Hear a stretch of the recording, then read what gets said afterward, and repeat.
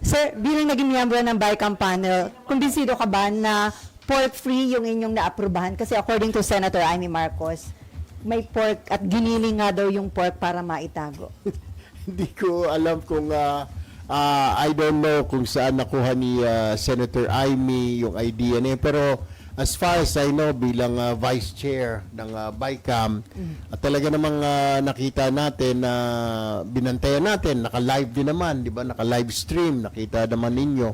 Pero ganoon pa man, may agam-agam ako doon sa mga unprogram, medyo pumirma nga ako pero with with heavy hearts dahil ang tanong natin, bakit kailangan ba natin ilagay sa mga unprogram, di ba? Unprogram is like kung may pera, tsaka mo natin popondohan. Kung walang pera, huwag mo popondohan, di ba? Nangyari nga, no, nakaraang taon, di ba, nilipat yung mga may pondo sa unprogram, yung mga unprogram, inakyatid sa program, parang minagic-magic.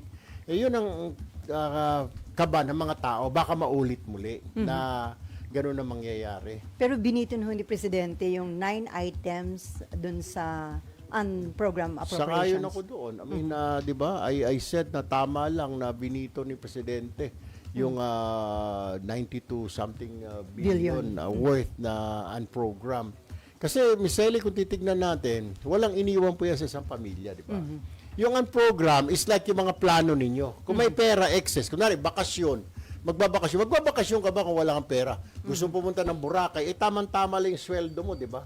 Wala ka na para sa bakasyon. Bakit ka itatabi lang natin ito para pang Boracay? Saan ka kukuha? Mangungutang ka. Which, hindi ko maintindihan. Bago lang ako dito, Miss Ellie, pero bakit mo lalagyan yung mga ganyan, mga saan program na sinasabi pag nagkapondo? Lagi nga wala tayong pondo eh. Lagi nga deficit tayo eh. Hindi natin na-meet yung target. That is the problem. Yun ang hindi ko maintindihan. Why do we have programs like this? Pag magkaroon ng budget, nangungutang nga di ba?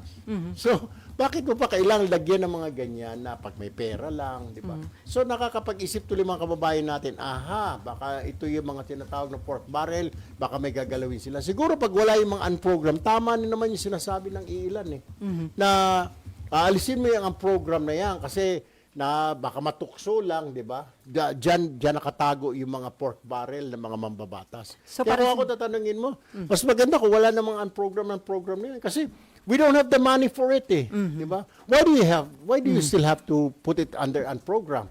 Mangungutang tayo para mapondohan yun. So including yung foreign assisted projects. Pag foreign assisted, it's okay. Kasi foreign assisted, may joint venture, may pondo sila nilalagay doon, di ba?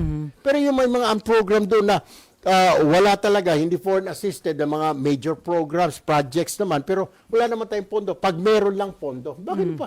Pag meron. So saan nga tayo kuha? Mangungutang na naman. Wala kang iniwan yon sa isang pamilya, wala kang budget, okay? Wala kang pera para dito, itatabi lang natin dito kasi pag nagkapera tayo, wala nga eh. Every year short tayo, deficit tayo sa tax targets natin, customs, BIR, taon-taon yan. Kaya nga sabi nga ng ibang experts, ang problema kasi dito, Senator Tulfo, gastos tayo ng gastos. Ang income natin, ganito lang, X amount, pero sobra yung expenses natin. Walang iniwan din sa isang pamilya. Example, isang pamilya, 25,000 ang sweldo ng lalaki, another 25 sa babae, 50,000, pero expenses, 100,000, di ba?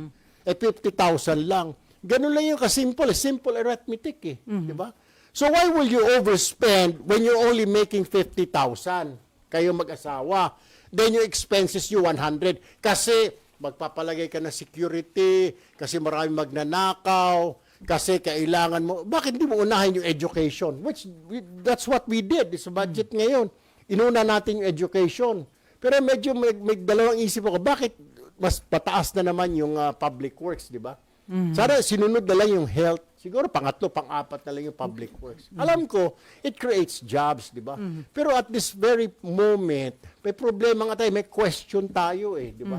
Yung expenses dahil doon nakita natin na inabuso yung pondo para sa mga infrastructures, di ba?